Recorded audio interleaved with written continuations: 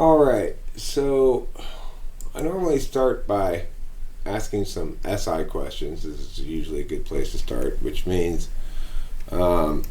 can you tell me a little bit about your sleeping needs and or habits? Do you need a lot of sleep? Do you get by on a little sleep? Do you sleep regularly, or do you go for a while and then crash? What's your sleeping habits like? Well, I usually sleep pretty good. Uh, I feel like um I could some days just like sleep for 2 hours and that'll be all right.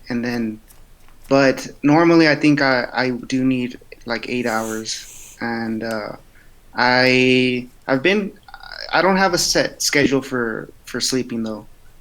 Okay. Um, yeah, So some nights you go to bed at 10 o'clock, some nights you go to bed at 2 in the morning, or what?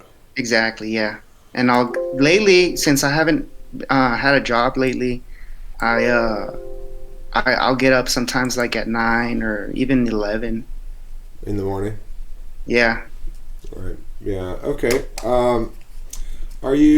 When you leave the house to go to do something, let's say to go to a job or school or something like that, would are you likely to get out of the door and then go, oh, I forgot, yeah, I have to go back and get it?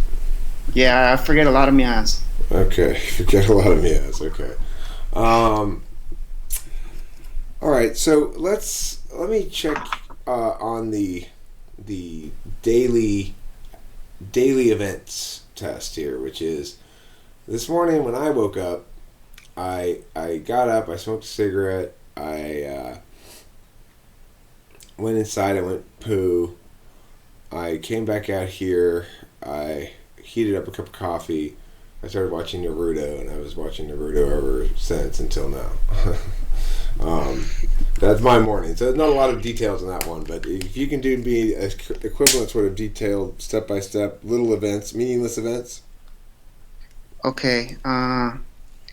This morning when I got up, I think the first thing I did was check the stock market, and then I bought some stocks, and I uh, and then and then what the fuck did I do after that? I think I put. Well, I know I brushed my teeth, and then I no, but before that, I drank some water, and I did some breathing exercises because I'm sick. I got sick yesterday, and then Have you got the I COVID? yeah, I think I got that bullshit COVID. You got the COVID, Yeah, I huh? think I did. Uh, and then so after I did the breathing exercises and the meditation, I drank some water and I drank some vitamin C shit, and then Okay, all right, all right. So, yeah. you're not SI polar, so I think we can eliminate ENTJ and ENFJ from the possible list of types for you. It's pretty clear you're not SI polar, and SI polar is pretty clear. It's my most clear test. ENTJ literally can't do that thing that you just did, and certainly wouldn't do. Oh wait, I forgot I did this and then that, which is that sort of SI-TI correction thing. That's just not in the wheelhouse of ENTJs, especially. I would definitely eliminate ENTJ because they can't do that thing you just did. ENFJ can All fake it right. sometimes, so it's a little bit more less certain. But okay, I am trying to be as like honest as possible, but I just some I don't feel like I know myself that well to like sometimes answer stuff. So, but well, the yeah. thing about the SI test is it's a skills test, so it does. It's not self-reporting. People ENTJs literally can't do that thing where they remember what they did when they woke up from then Okay. till now. You know, so Yeah. okay. What in a given? Let's talk about a given. Let me ask you this question: are you somebody who's more likely to say which of the following sentences are you more likely to say? Sentence number one is, um, I'm not fussy. I'm not worried about how I'm going to feel about this whole thing, but am concerned about how the other people are going to feel. Or are you likely to say, I'm not, those people can take care of their own feelings. I'm worried about whether I'm going to be liking this or not. Well, the reason I don't want this to be published is because I'm worried about how other people will feel about me. So, Okay. how that first sentence. Okay. Are you somebody who enjoys do you prefer larger gatherings or more one-on-one or One on one, definitely. But I can do large gatherings. It's fine. okay. Um, are you currently in a relationship? No. Okay. Can you describe to me your ideal significant other? Uh, well, I've only had one girlfriend in my life, and other than that, it's just been like just booty calls. But my ideal girlfriend would be like, that's a hard question because like I don't really plan on ever really having a girlfriend or I see. uh, Okay. like marrying. Yeah. So you like to be a free agent who operates as he sees fit in that department. Yeah. Yeah. Okay, cool. Do you think you're pretty good at that? Like getting on Yeah. chicks? What? I getting chicks? Like getting on chicks? Yeah. Are you pretty good at that? No, because I'm usually like I feel like I don't put up with their like what I don't know like I'm not like I can't be manipulated and so I think like most women want like guys to do something for them or something and like I don't know like I can be their friend but I can't get into their pants really that easy. I see. Okay. All right. So in other words, you don't really want to go through all the motions necessary to get in there. Yeah. Is basically what you're Yeah, saying. no, I think it's a waste of time. Okay. On let's say it's a day like tomorrow, let's say, and you got nothing going on. You got no job going on right now. You got no plans for tomorrow that you have to do, and so you've got sort of a free day for fun. How are you gonna spend that time? Do you think? How am I gonna spend that time? Well, maybe I'll go like go for a walk, like for a hike or something, and uh, then well, definitely I'll probably like do my breathing exercises and meditation and take a cold shower and probably watch a lot of YouTube videos Okay. and What kind of subjects do you watch YouTube videos about? usually like on like philosophy, economics, and politics, and psychology and stuff like that. Okay.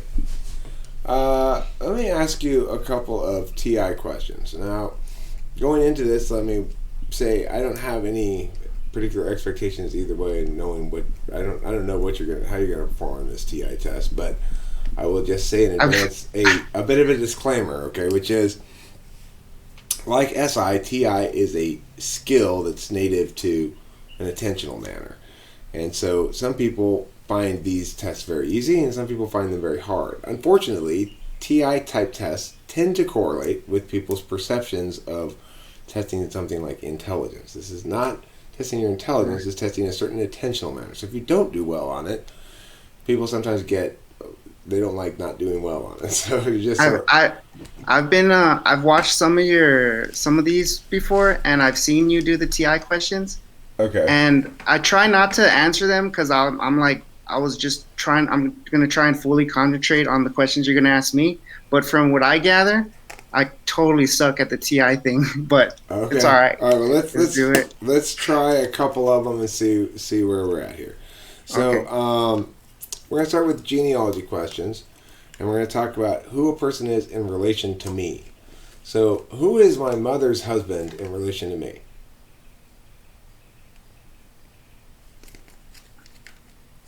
Your dad. Right. Yeah. Okay. Who is my mother's father's wife in relation to me? Your grandma. Okay. Um, Let me ask a different kind of TI question. If all pigs say oink and Judy says oink, is Judy necessarily a pig? Yes. Okay. Let me ask another kind of TI question.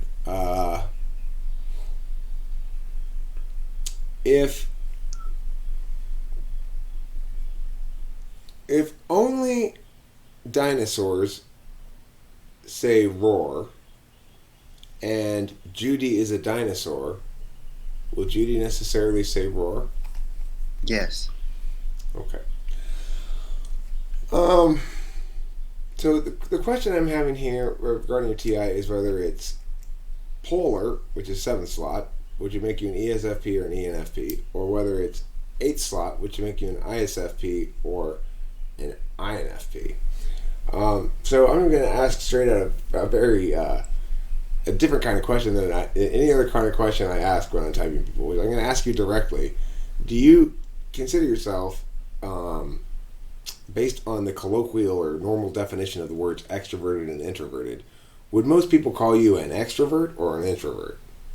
Introvert. An introvert. Okay. So do you But would you shit. I don't self-identify know. as That's such? Would you? that's weird. That's a hard one too. I don't know. Okay. Cause I'm good with people, but the thing is, I don't really hang out a lot. But when I do, no. But like even when I was young, when I was in groups of people, I would always be the quiet one. Okay, So I'm gonna switch up the audio here, and I'm gonna do it the other way I do, where I'll try to eliminate all the echo by muting appropriately when I'm at a certain spot. But I want to get Rachel involved in this typing too. I want to get her thoughts on it because I'm leaning heavily SFP, and I would like her opinion about which kind of SFP. So, if you don't mind, give me a second here to adjust the settings. all right.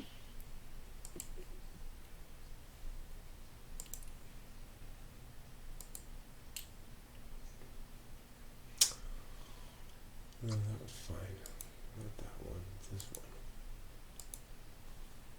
Okay. And now this one. Yeah. Humanity. Okay. So, Rachel, do you first of all, if you were gonna try to see, like, ask some questions that would be SFPs, you think would give certain kind of answers to? Do you have any sort of SFP specific kind of questions you could think of? Mm, this is gonna sound stereotypical, but like I'd like to know what kind of art he's into, and if he is into any sort of like art form, such as sculpting or painting or Okay, like so preferred medium and then a specific preferred artist in that medium. Uh, I think if it was between sculpting and painting, probably painting and like it's. But I'm not really that knowledgeable about art. But Do you like music? yeah, I like music a lot. I like dancing. okay. What kind of music do you like? Or give me some examples of some songs or bands or something like that that you like that I might be familiar with. I like the music you posted early on when rapping Eric. Nah, I uh um I like when I was younger. I used to like different music. I didn't like the conventional music, but that would come out on the radio. But like as time progressed, I started to get really into like Lil Wayne and Drake. But I like to listen to like classical music and opera and a lot of Latin music because I dance like mostly Latin music like salsa and cumbia and tango. Okay, so who's better, Drake or Kendrick Lamar, and why? Uh, I like Drake better because um I just like his beats better. How do you feel about comedy? Do you find that you're a naturally funny person? Do you make people laugh? Nah, I don't think so. But I like comedy. I like Dave Chappelle and like like stand up comedians and funny movies. Okay, let's try some extroverted intuition tests. So, if you are an ISFP, which is where I'm leaning right now, um, then you will fail these tests miserably. Okay. If I'm wrong, then you'll have something less than that or something other than that. Okay, so can you give me 5 different ways to extract the truth from somebody without torturing them?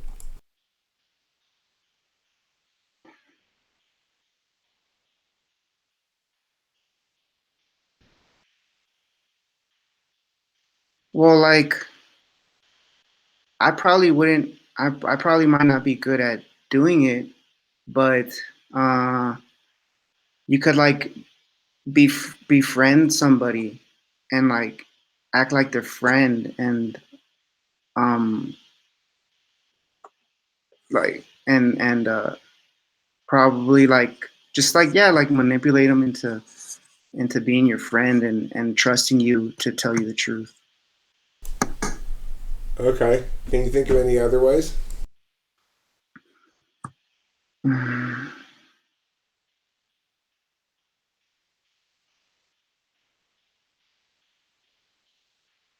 No. Okay. That's great. You know why it makes me so happy is because I love it when in a polar test really is definitive like that. Okay. Let me try one or two more of these. All right. So can you give me 5 different synonyms for the word agreeable?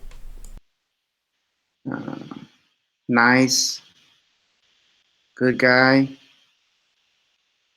um pushover,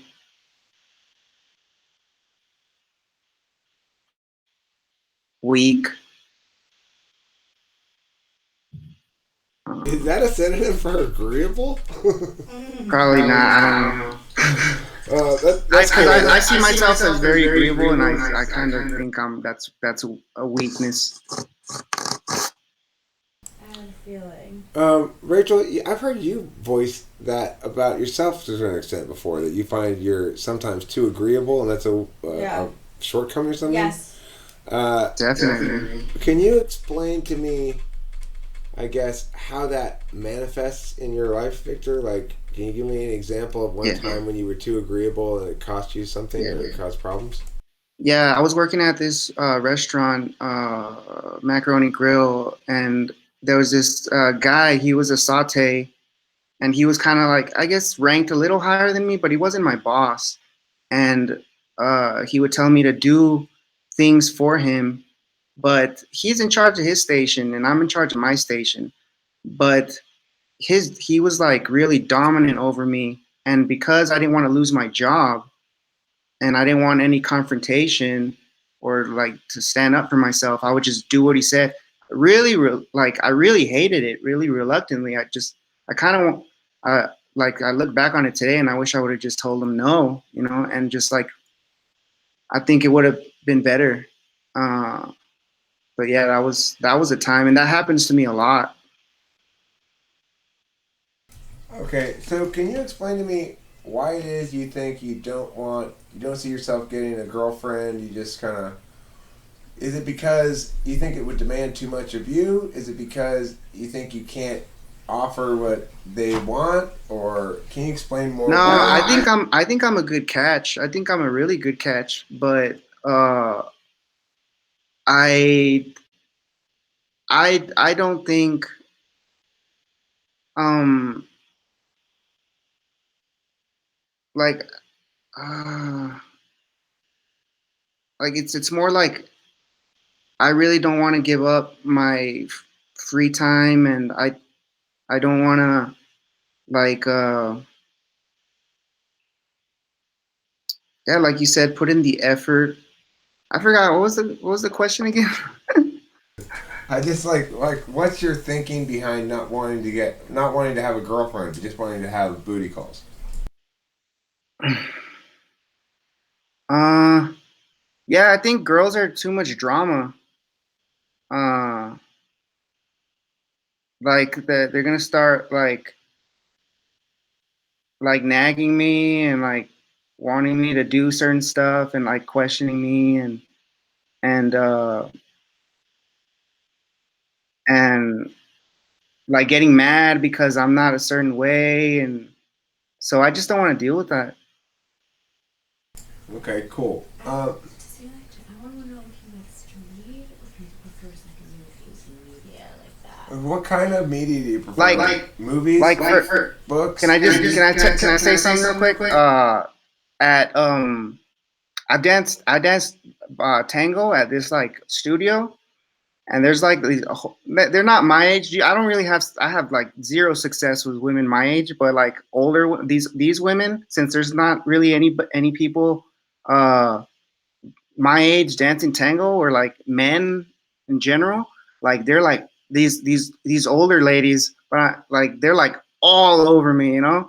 And I'm just thinking about just like you know, maybe, but I really like tango, and I don't want to ruin the. I don't want to ruin my like my position in that community. So I rather not get into anything with any of them, because then you know, like drama, like I said, and then that might cause me to like be outcasted. So Okay, he is I good I'm morning. Yes. I'll tell you right now. Both Rachel and I are in agreement that you are an ISFP. I Um, Mm-hmm. I think we're pretty confident about it, but we've obviously got a lot of time left. This is also something that happens a lot with ISFPs. I find I can type them faster than a lot of other types. Because I guess in part because you aren't really being very disingenuous at all. You're ignoring FE, which means you're ignoring the management of my perceptions, and so you're giving me a genuine self to deal with, as ISFPs typically do, and it makes it a little bit easier to type you. So, what I want to make sure, what also happens is usually after about 40 minutes, ISFPs have had enough of my words. So just to warn you, you may find that you're done about 45 minutes, even though you have an hour's worth of time as you see fit to use it. So Yeah, just give me that heads up about my experience in the past with ISFPs. Did you come in here with the type you thought you were? uh no, well, I've done typing tests, like and I've gotten all kinds of answers. I've gotten like one time I got an extroverted personality. I forgot which one it was, but then I've gotten like INTJ, ISFP, INFJ, ISFJ. So, but I was hoping I would be an INFJ, but I just didn't want to be an ISFJ. No, yeah, ISFJ, because they're like the most common, I think. No, you're not an ISFJ. You're an introverted feeler.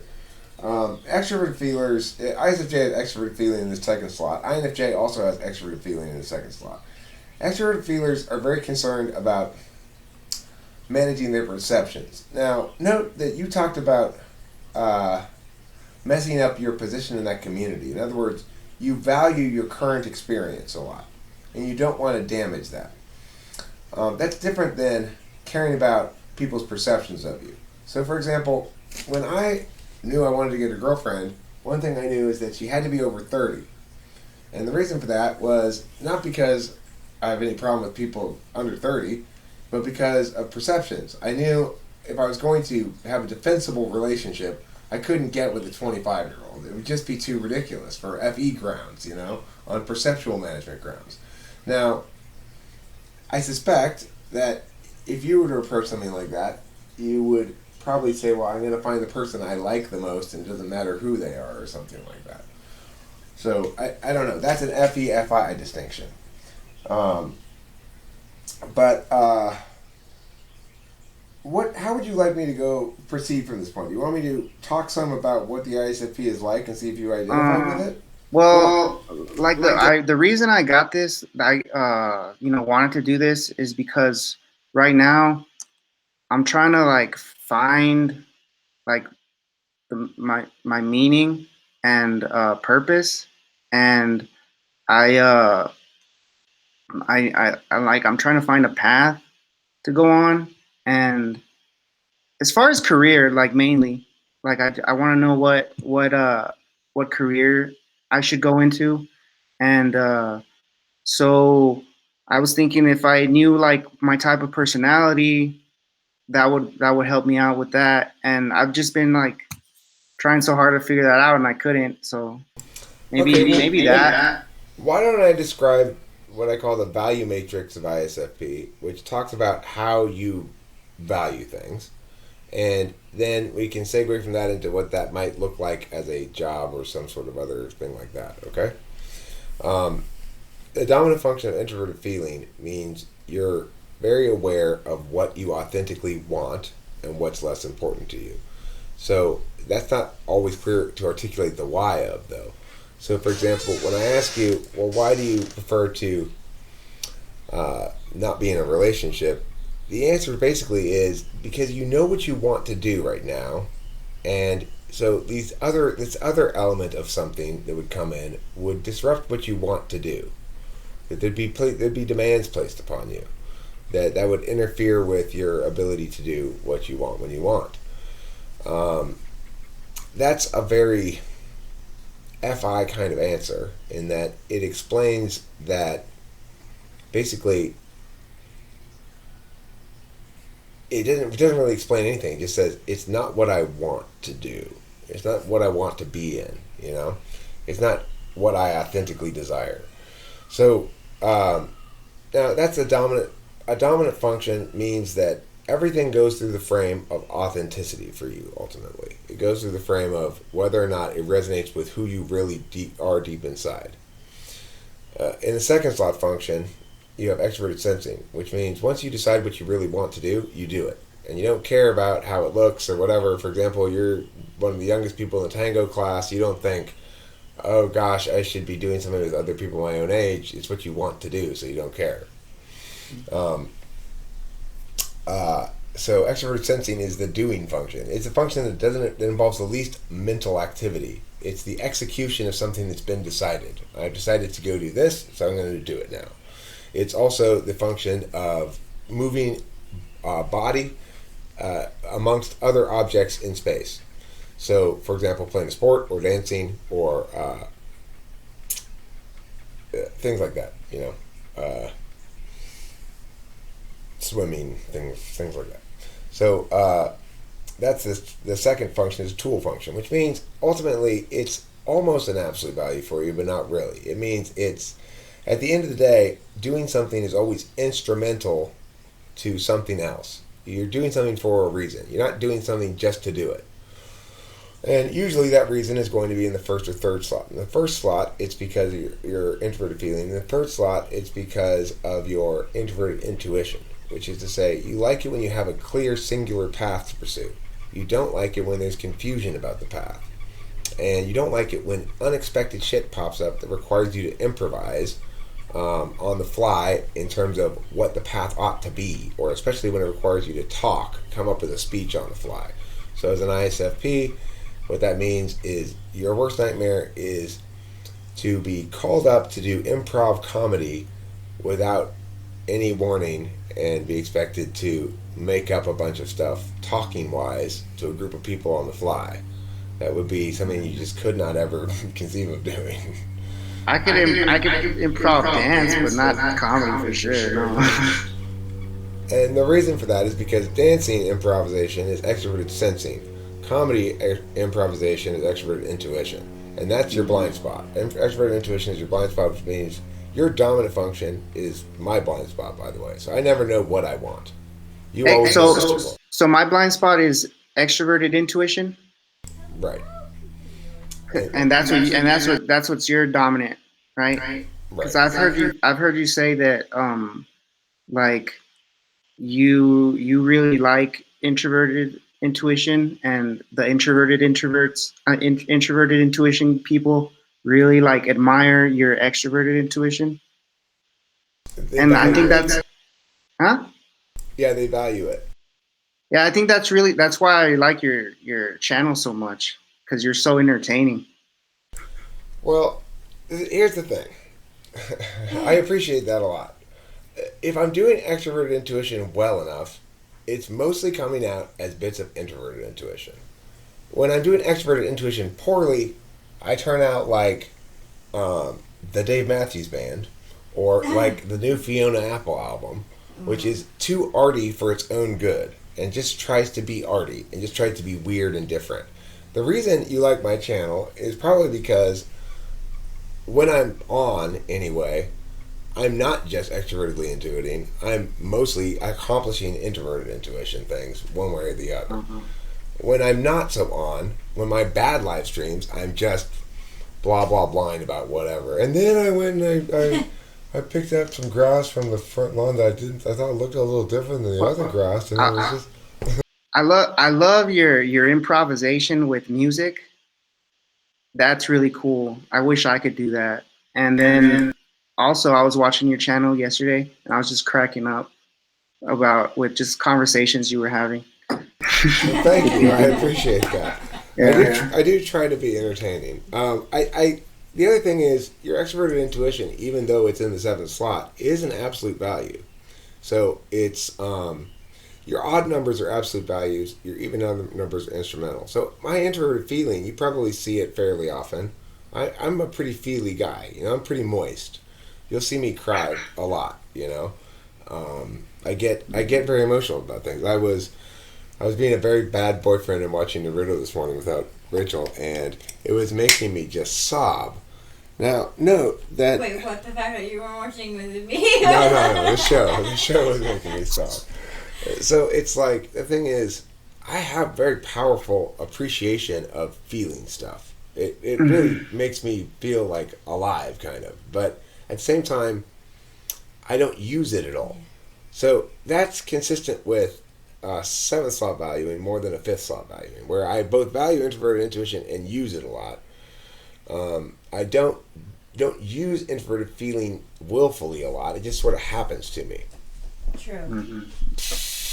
And then and also I watched this one video of you that was like that had me cracking up. It was like who's the true alpha? It was a long time ago you made that video.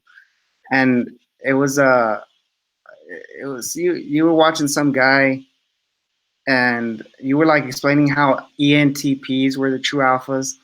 Are you talking about That the was EJR&D video? That's an old video. yeah. And that was hilarious. See, But, I don't like those kind of videos. I try not to do those kind of videos anymore. I feel bad about doing those kind of videos. I love it. I loved it. Well, I wrote down stuff here.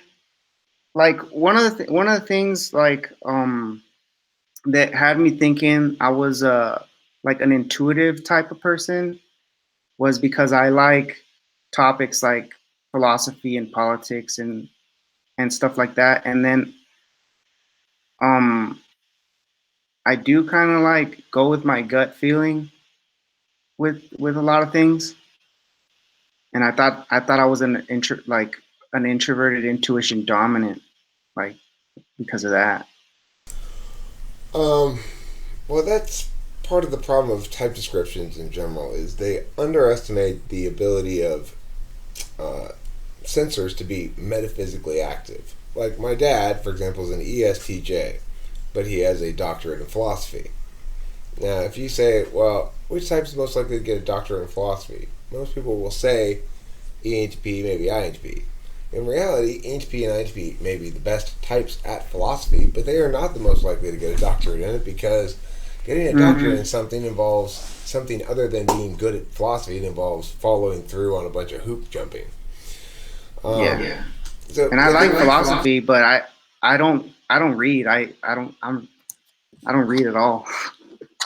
I just watch the videos and think they're cool.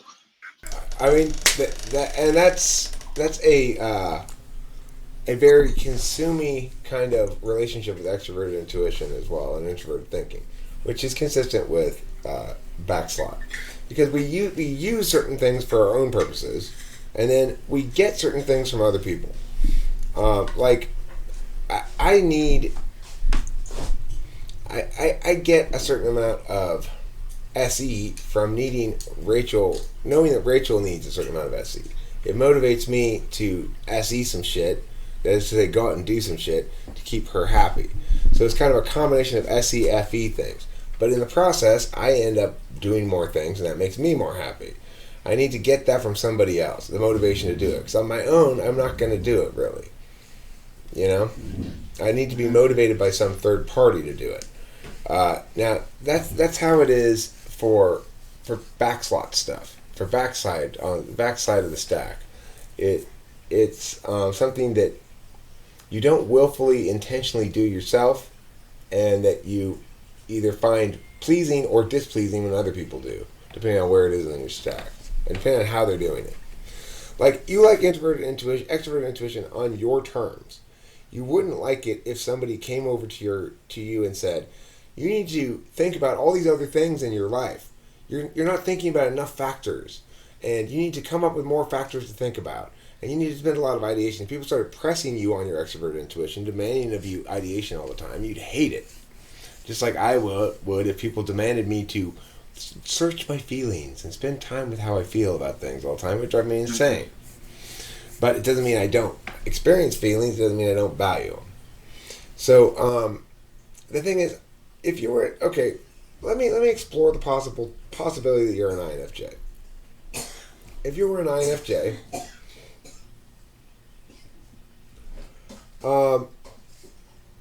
well, like Rachel, for example, she has a lot of things she wants to do that she never does.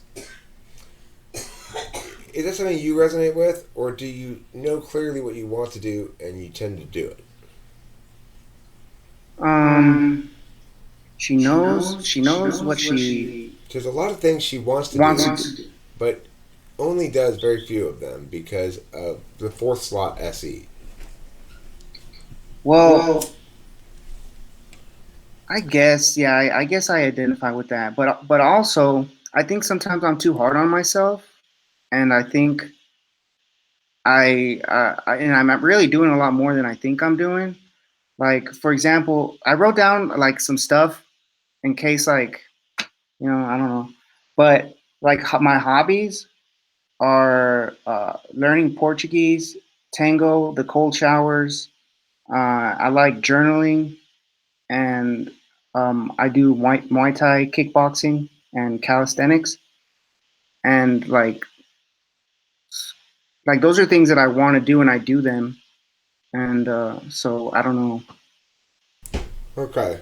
Well, those are very much more consistent, except for the journaling part is probably consistent with both ISFP and INFJ.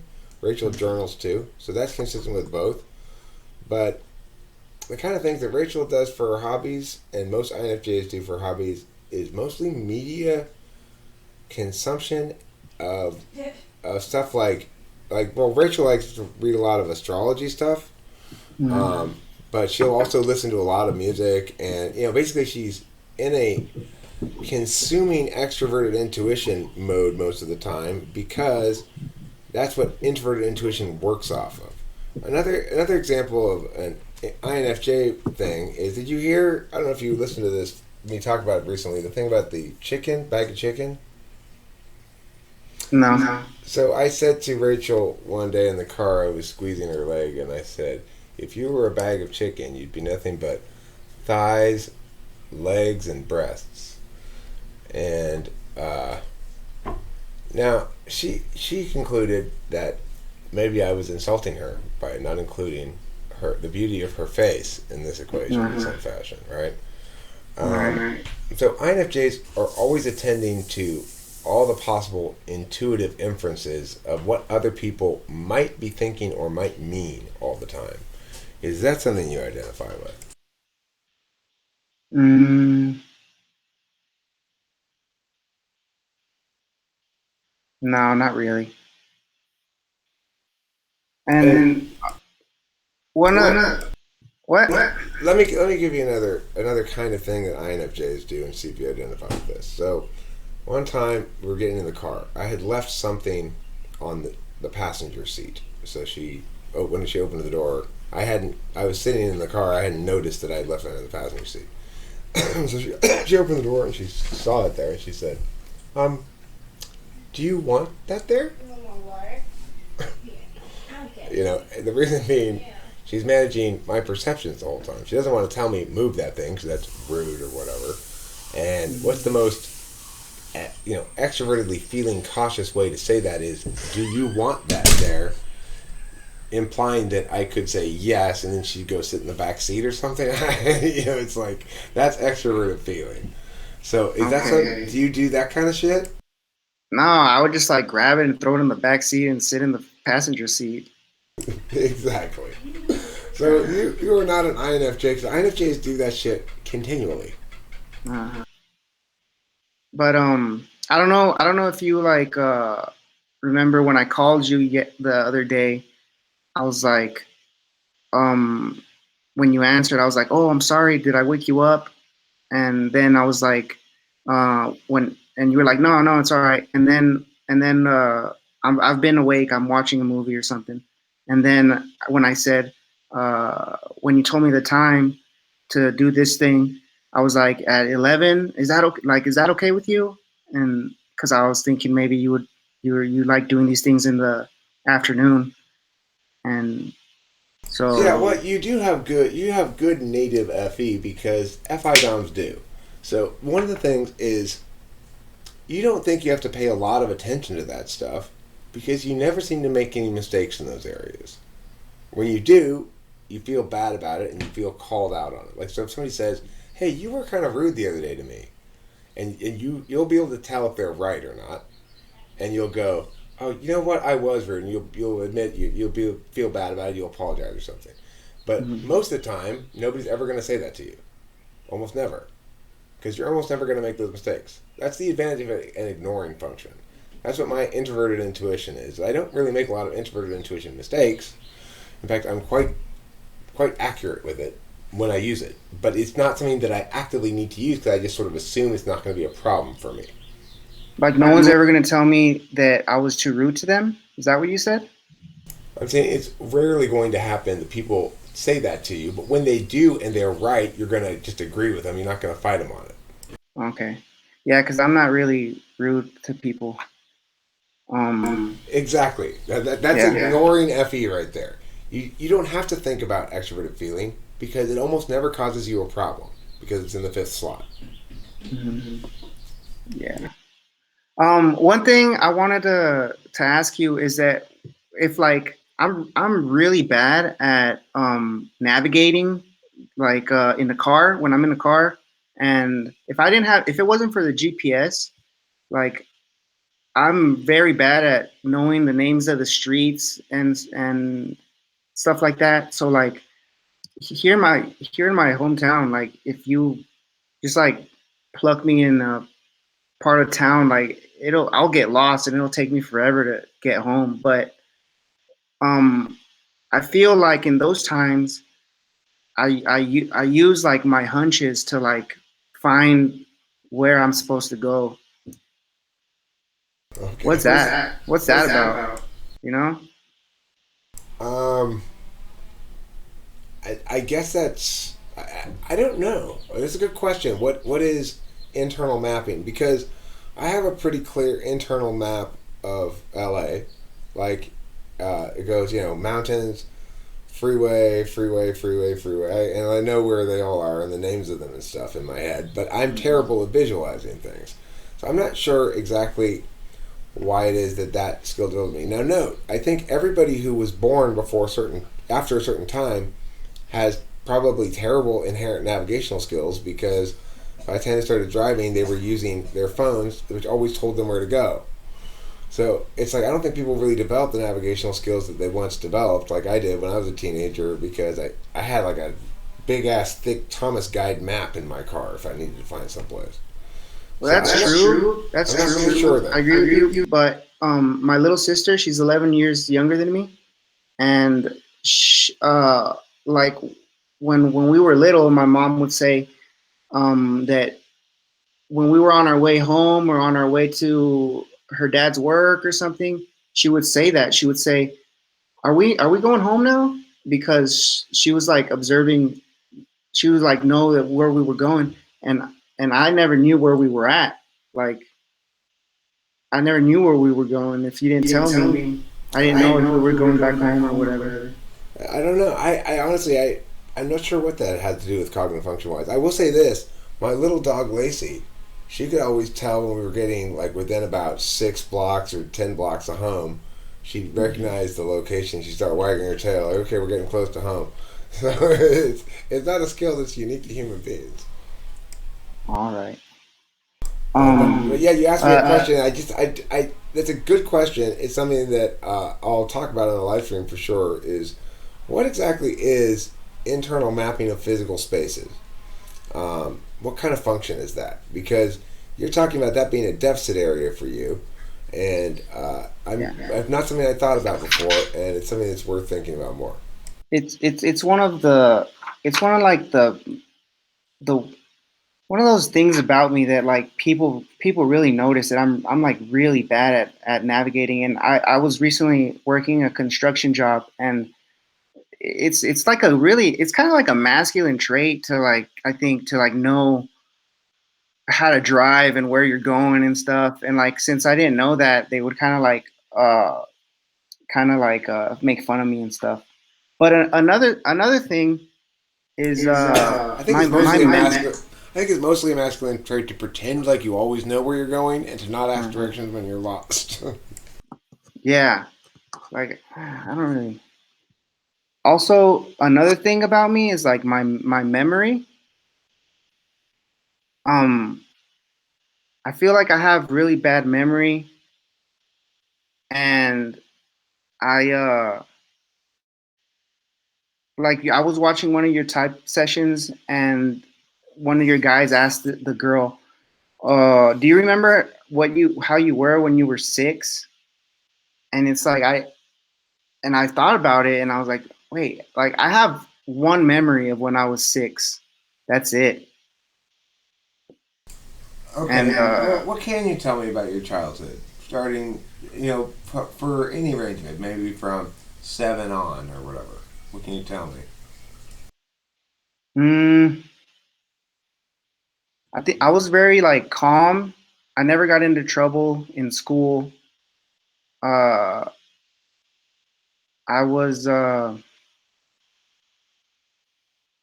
I was kind of like a regular kid, I think, except I just wasn't really hyper or anything like that. It was I thought it was because my mom really like disciplined me though.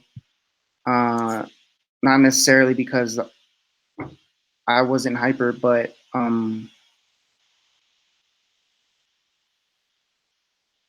Can you tell me about the last time you went to a restaurant and maybe something insignificant that happened there? For example, somebody near you drops their fork on the ground, or a waitress spilled something, or some other insignificant detail that happened when you were there that made it stand out a little bit from an average trip? uh, the last time I went to a restaurant, but I didn't. I went to this place that sold chicken wings, but we didn't stay and eat there because of the COVID-19 thing. Right. And Okay. So look, this right now, everything you're telling me, what you said about your childhood, what you're saying now about the restaurant experience, the specific of it, The way you sort of look back in your memory for the thing is consistent with demonstrative 6-slot SI, which means you basically never use it until pressed by somebody else to use it. Then you'll use it automatically as your sort of tool function when your tool function doesn't work. So when doing shit doesn't work, or in other words, somebody says to you, um, somebody requires you to respond in some way, typically you'll give them an example or a response from your past. But when you're just by yourself and you're dealing with shit, you're never really looking backwards. Mm-hmm. Okay. So I'm pretty confident about ISFP at this point. I think you're fairly textbook, like, or at least there's nothing really standing out to me as inconsistent with ISFP.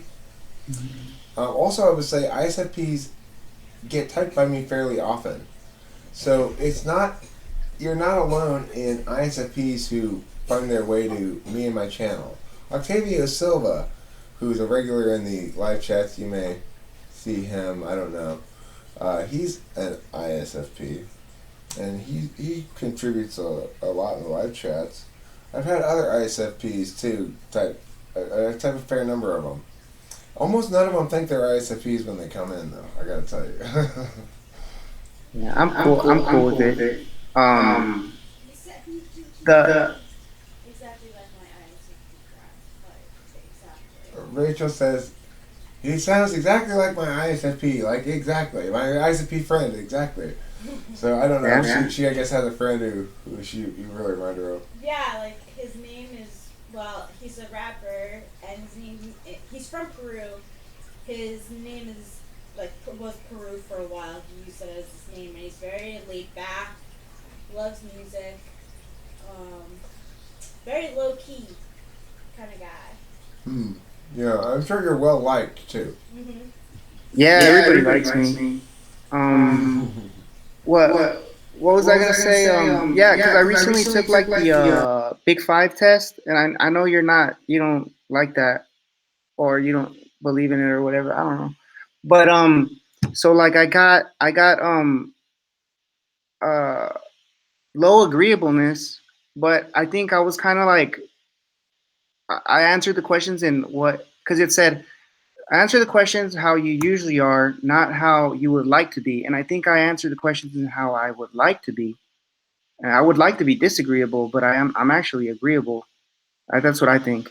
And then I got really high neuroticism, and also I got kind of like a mid high openness, and I kind of like attribute the the the openness to like intuition, because like in the Myers Briggs, with you're like trying to transfer this stuff. Well, look, the thing is, you can be very intuitive, just like I can be very socially successful. I can manage people's perceptions well. I can come across as very competent and authoritative, or I can come across as warm, or I can come across as various things. Third slot means you're going to be fairly high achieving in that area. And for your third slot is introverted intuition. Intuiting the correct single answer from things, or the holistic truth of a thing, is in fact an area where you feel a lot of satisfaction. You get a lot of juice from.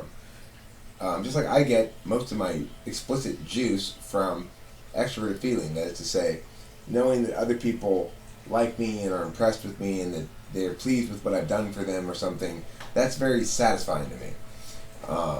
That feeling like people respect me or something is, I guess, important to me. So right now, Rachel said that her friend was laid back, and I remind her of her friend. So I I don't know why I feel like I'm more neurotic than she's implying. Well, all right, let me ask you this. Are you afraid of dying? No, Why not? I don't know why I said that so fast. Because like I guess I kind of am. I can't. No one's completely unafraid of dying, I think, but it's gonna happen. That's what I think. You know, it's gonna happen anyway, and um, I would I would. like to take advantage as much as possible of life while I'm alive, but and if I died right now, that would kind of suck because I feel like I haven't, and but in old age, I think that'll be all right. So that's basically a variant on the textbook ISFP answer. Yeah. No, I'm not afraid of dying because by the time I'm old, I will be weighted down with life's experiences and be ready to die. Is basically what they're trying to say. Usually ISFPs, and also, but they are afraid of it being painful, typically. Yeah, and I'm not. I Like think I've gotten into fights before, like physical fights, and like one like recently, like a couple years back, I got into two fights, and I was in this like frame of mind of like you know, if something happens and he hits me the right way, or I fall and something happens and I die, it's like fuck it, you know. I would also Okay, note that that's like another example of demonstrative SI. So when called upon for something in this conversation, consistently and this conversation you might say would ask for demonstrative NI for demonstrative SI from most anybody, but the fact that so you produce an example right from your past. That's that's what this setting is asking of you, is saying do something other than your tool function because extroverted sensing is not very useful in this setting right now. It's not like we can dance or we have to talk. So in that context, you're going to your other tool function, which is your demonstrative function, and you're giving me examples from your past. I just wanted to note that I see that SI as consistent with SI demonstrative. okay. Um, you told me an hour long session. I've seen that in previous videos. You say 75 minutes. I don't know if you want to Yes, stop or keep we going. can. It doesn't matter to me. If you have more questions or more things we want to talk about, we can go for another 15 minutes. The old deal was it used to be $100 for 75 minutes. It changed about I don't know 6 months ago or something. But Oh, okay. that's fine. I have no. It often does go long anyway. If you have other questions, other things you want me to address, I'd be happy to do so. Um. Okay. Well, this notion of like being abstract, like an abstract thinker. I kind of I really don't know what that word really means, but I kind of have a general idea of it. Kind of like I have a general idea of most things. Like if I'm not good at debate or coming up with stuff on the fly, and if you ask me about like politics or my political beliefs and stuff, and like why I support those beliefs, or like if you ask me to talk about philosophers like Nietzsche or whoever, like I don't think I'd be able to get into detail with you, but I could kind of like give you like general ideas. So I kind of that's kind of why I thought like I was maybe an abstract thinker. And Okay. Well, so give me give me an example of the general idea of Nietzsche, for example. If you have some general concepts about what he talks about or whatever, share with me your perceptions of those. well, mainly what I know about Nietzsche is like um that uh he's like what I get from Nietzsche is that like to be to be more like go back to nature and be more like more animalistic, and it's more like to be stronger and like push away weakness, and like what doesn't kill me makes me stronger, and like submit yourself to pain and grow from it and stuff. That's That's kind of what kind I of what get I. from him. So you see it as prescriptive and instruction of how to be. uh yeah. Okay.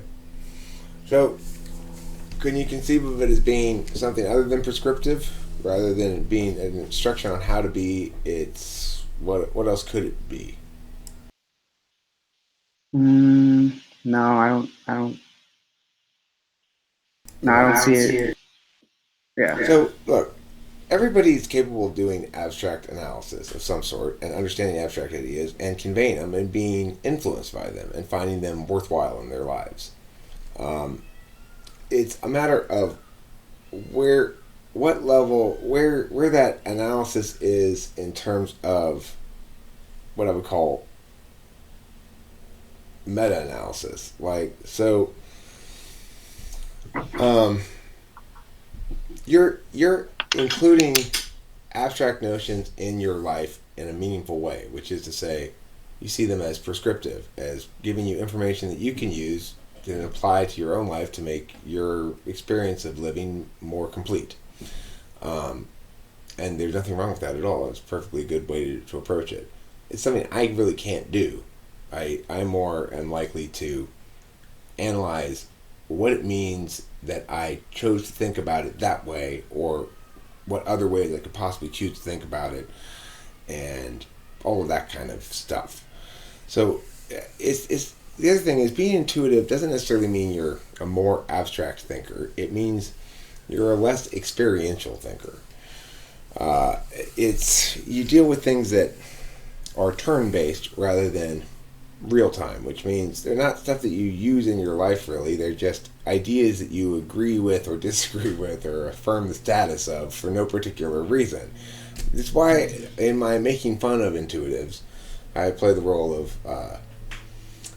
Rick Benson, who coined the term intuitards to refer to us, because while intuitives may be deft with language and able to say a lot of fancy stuff and understand a lot of fancy word concepts. They don't have a lot of common sense or what? Yeah, well, we don't typically apply. You know, we'll spend all day talking about these ideas and not mow the lawn and not do our laundry and not take a bath and have all this crap around us. You know, empty cans and stuff. Now, I mean, Rachel and I are doing a pretty good job of being, fairly orderly people. Yeah. But we are well supported in this environment. It doesn't require as much of us as normal life does, so it makes it a little easier on us. We need sensors to help us with things. Yes.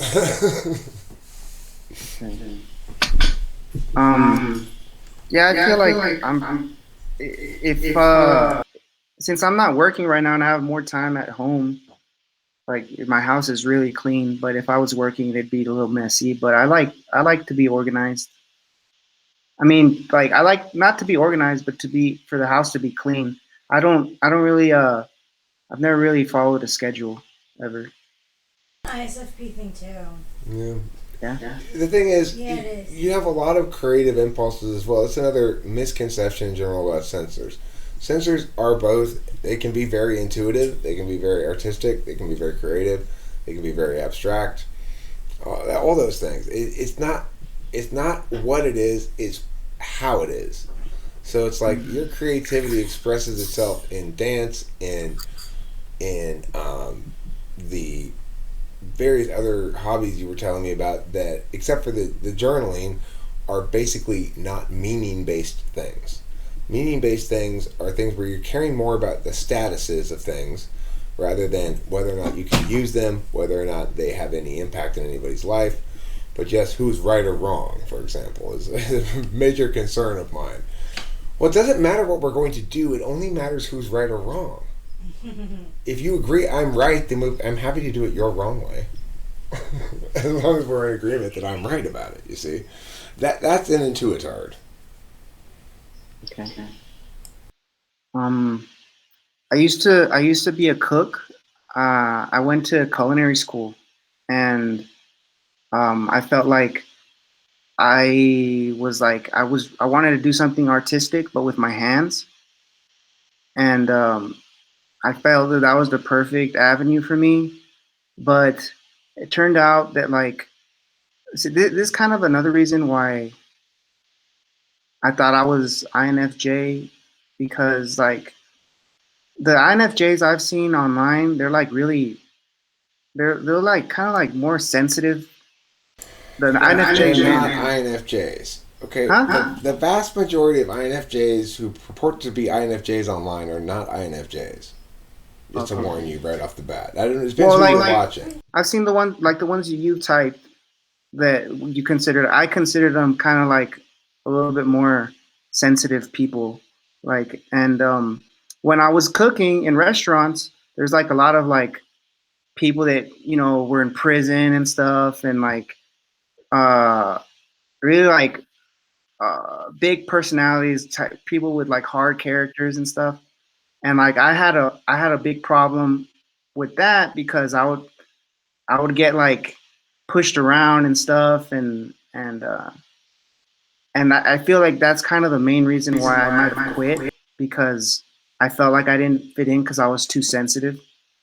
Well, I mean, I think that what you're describing there is a trait common to both ISFPs and INFJs, but also to other introverts. Introverts have a tendency sometimes to get pushed around by extroverts. Mm-hmm. Extrovert, it's like what Rachel said the other day to me. Also, is, and I never heard it put this way, and it really hit me. She's like, eights always get their way.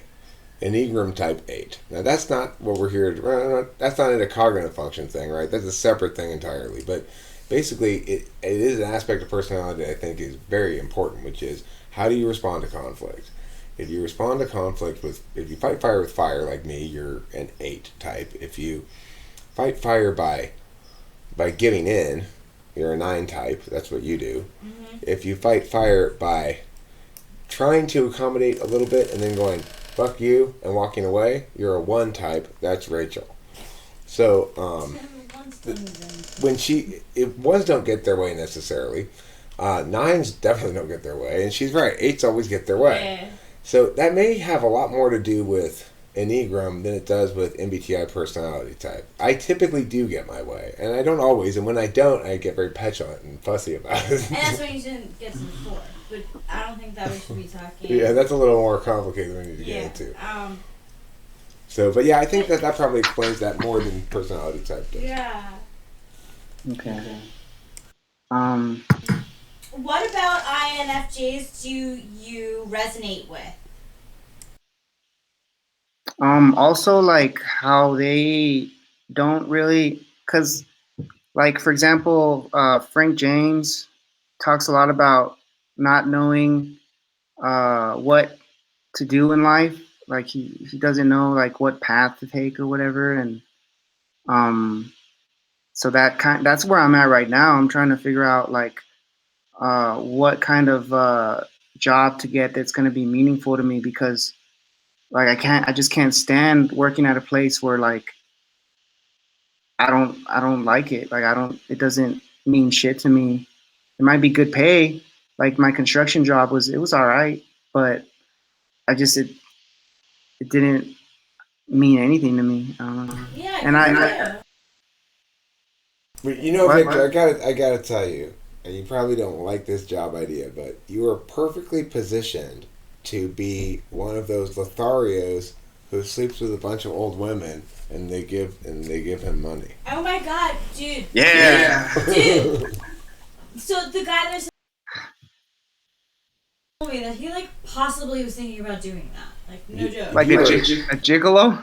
Yeah, gigolo. More or less, but Kinda. it's sort of like an There's like- under the table gigolo where the ladies don't. It's never explicitly stated you're a gigolo. Yeah. They just give you Yeah. expensive presents and Yeah, stuff. yeah. You know? You meet a really fancy hotel.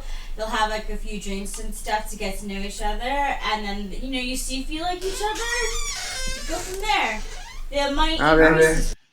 There's this woman that when like I went out to eat with a group of people, and she was like, "Oh, well, you have my number. Text me, and if you want to go to the movies and talk, we can talk or like hang out and stuff." And I was like, "Damn, she's just putting it out there." Well, But once they get once they get out of their early 30s or so, they start getting a little bit more direct.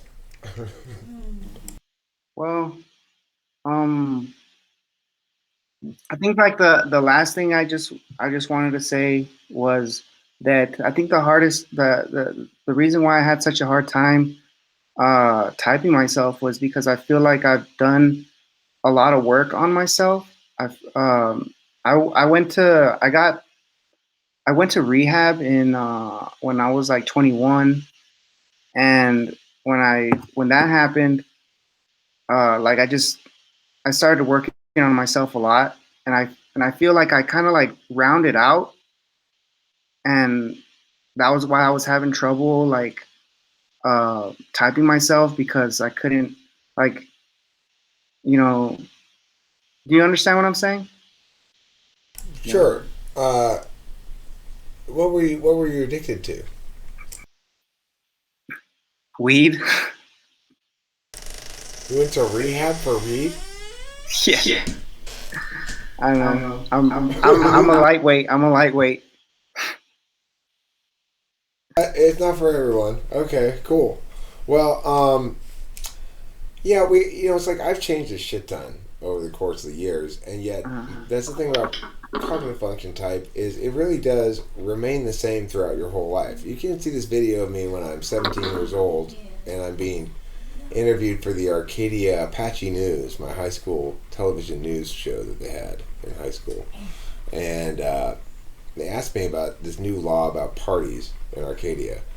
And I make a constitutional argument. I say, well, it violates people's freedom of assembly. Unless there's some sort of violence going down, it counts as a peaceful assembly, then there's no reason for this law to be considered constitutional. It should be abolished.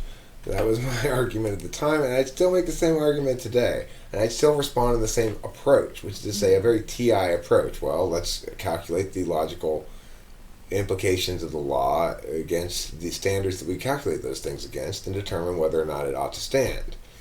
That's a very NETI approach. It's the same approach I use today. But am I a lot more well-rounded? Yeah. Am I a lot more in touch with my feelings? Yeah. For sure. Way, way more than I used to be. I have no idea what to do with my feelings. It's like when I talk to Jack, who's an ENTP, and his FI polar is so dramatic that he wouldn't agree that crying was part of feelings.